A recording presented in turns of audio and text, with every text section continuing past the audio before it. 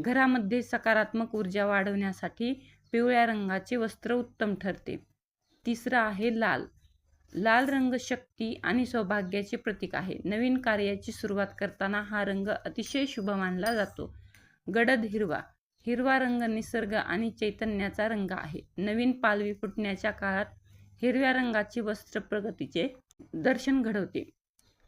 शक्यतो पांढरा किंवा काळ्या रंगाचे गुढी वापरणे टाळावे.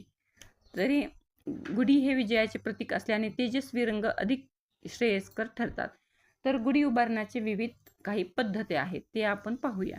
तर गुढी उभारताना ती सूर्योदयानंतर लगेच उभारणे सर्वोत्तम मानले जाते. यावर्षी तिथींच्या क्षयामुळे तारखेबाबत थोडा गोंधळ निर्माण झाला आहे. चैत्र शुद्ध प्रतिपदा ही क्षय तिथी असली तरी 3.5 मुहूर्तापैकी एक असल्यामुळे या दिवसाचे महत्त्व अजिबात कमी होत नाही. यावर्षी गुढीपाडवा 19 मार्च 2026 रोजी गुरुवार साजरा केला जाणार आहे. 18 मार्चला फाल्गुन अमावस्या असून तिची समाप्ती 19 मार्चच्या सकाळी होत आहे. त्यामुळे शास्त्रानुसार 19 मार्च हाच दिवस नूतन वर्षारंभासाठी योग्य ठरवण्यात आला आहे.